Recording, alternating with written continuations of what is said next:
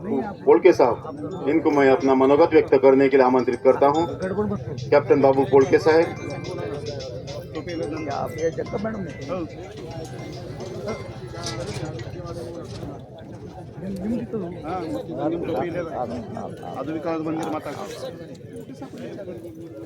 कृपया शांतता तुमची पाळा। मी काय प्रवक्ता नाही, मी ग्राउंड मध्ये काम करणारा व्यक्ती आहे। या ठिकाणी जमलेले आजी माजी सैनिक, वीर माता, वीर पत्नी, इसके अलावा साहेब कृपया साहेब इकडे लक्ष द्या। तर आपण या ठिकाणी उभा करायचं आहे, बोलायचं दिल्याचं मला बोलू द्या। तर प्लीज मी याच्यात जास्त तुम्हाला काय बोलणार नाही। तर या ठिकाणी जमलेले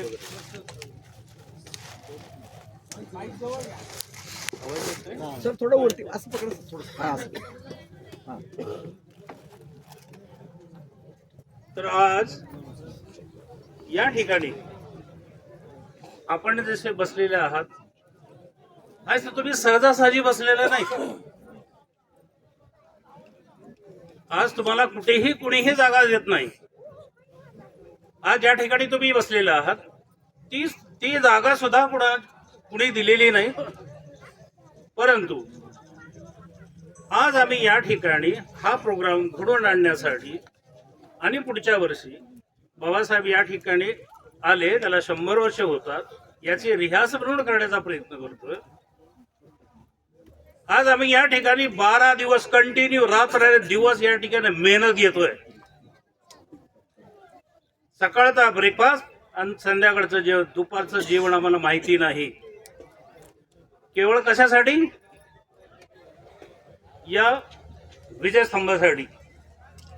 जर बाबासाहेबांनी एकटे असताना या समाजाला घडवण्याचा प्रयत्न केला, त्यांना बराच विरोध झाला, आणि विरोध असताना देखील एवढं मोठं त्यांनी आपल्यासाठी घडवून दिलेलं आहे। या ठिकाणी आम्हाला जवळजवळ 19 मीटिंग घ्याव्या लागतात। तुम्हाला सहजासहजी कोणी जागा देत नाहीये, आणि त्या 19 मीटिंग अटेंड करण्यासारख्या आमच्यासारख्या वयोवृद्ध माणसाला जावं लागतं, करावी लागतात, त्यांच्याशी भांडणं करावी लागतात। आणि हा जो पंडाल जो या ठिकाणी तुम्ही बसलेला आहात, या पंडालला सरकारतर्फे आम्ही फ्री ऑफ कास्ट मध्ये घेऊन येण्याचा प्रयत्न केलेला आहे। पुढच्या वर्षी पण आणखी करण्याचा प्रयत्न करू। शक्यतो आपले जेवढे पैसे वाचतील तेवढा आपण प्रयत्न करणार आहोत। आम्हाला या ठिकाणी काम करताना अनेक संकट आलेली आहेत। तुम्ही जर तुमच्या उजव्या बाजूला जर बघितलं असेल, याच ठिकाणी 8 दिवसापूर्वी एवढा मोठा वाघ चेतक आला असताना त्या ठिकाणी आम्ही या ठिकाणी उपस्थित होतो, त्याला 3 दिवस लागले पकडण्यासाठी। इथून फक्त 100 पावलावरती पिंजरे लावून या ठिकाणी पकडलं गेलं, आणि आम्हाला या ठिकाणी अशी धमकी दिली गेली, या ठिकाणी कुणीही पंडाल टाकायचा नाही आणि कुणीही या ठिकाणी राहायचं नाही, कुणी झोपायचं नाही। सगळ्यात मोठी समस्या तुमची जी आहे आम्ही समजू शकतो, परंतु आम्हाला या ठिकाणी कसा संघर्ष करावा लागतो आहे हे आपण जर आम्हाला सपोर्ट केला, प्रत्येक जिल्ह्यातून प्रत्येक तालुक्यातून जाणण्याचा जर प्रयत्न केला, तर आपण सगळे मिळून हे करू शकतो। आज या ठिकाणी आपल्याला एक रात्र काढण्यासाठी कुठेही कुणी थारा देत नाही। या ठिकाणचे तमाम लॉज बंद आहेत।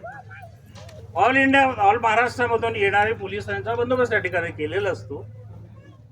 एका सैनिकाला कुठेही लॉज मिळेल देत नाहीये, तरी पण आम्ही रात्र आणि दिवस मेहनत करून आपल्या स्वतःच्या लायझनवरती एक रँक डाऊन करून प्रत्येक ठिकाणी आम्ही अपमान सहन करत हे काम करण्याचा प्रयत्न करतोय।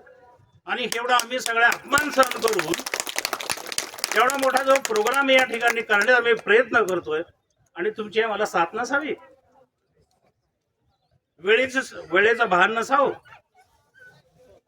कारण आज पर्यंत असं कधी झालेलं नाही.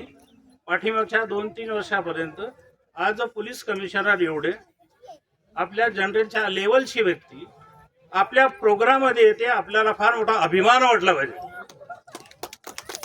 सगळे लोक पाहत राहतात की महारेजिमेंटचे सैनिक आहेत, त्यांच्या ज्या खांद्याला खांदा लावणाऱ्या जी महिला आहेत त्या या ठिकाणी येऊन कमीत कमी त्यांना एक अशी दहशत निर्माण होते की उद्या काय होईल आणि काय नाही.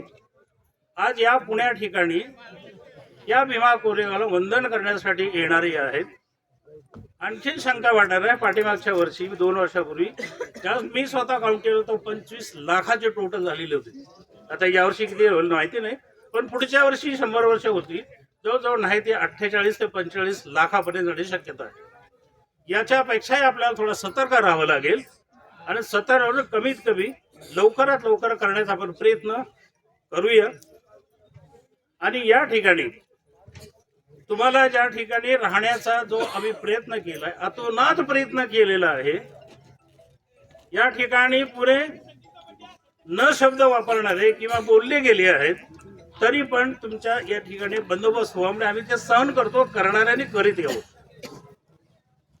या गावामध्ये कोणीही क्वार्टर द्यायला तयार नाहीये, तरी पण हे समोरचे तुम्हाला जी शाळा दिसते आहे, अक्षरशः त्या मॅडमचे पाय धरावे लागले आणि त्या प्रिन्सिपल मॅडमचं वय 30 ते 32 वर्ष असेल आणि माझ्यासारखं 80 वर्षाला राहून त्या ठिकाणी रिक्वेस्ट करतो, हे तुमच्यासाठी या ठिकाणी काहीतरी भलं करता यावं, आनंदाने राहता यावं म्हणून आम्ही प्रयत्न केले. म्हणजे यावेळेस या ठिकाणच्या लोकांनी आम्हाला चांगली पद्धतीची साथ दिली आहे. या ठिकाणी 12 दिवसाच्या आतमध्ये जेवढा आम्हाला संघर्ष करता येईल, जेवढा कम्युनिकेशन करता येईल, त्यांना पुढच्या वर्षासाठी जास्तीत जास्त राहण्याचा लोकांचा कसा बंदोबस्त करता येईल याचा आम्ही प्रयत्न करणार आहोत.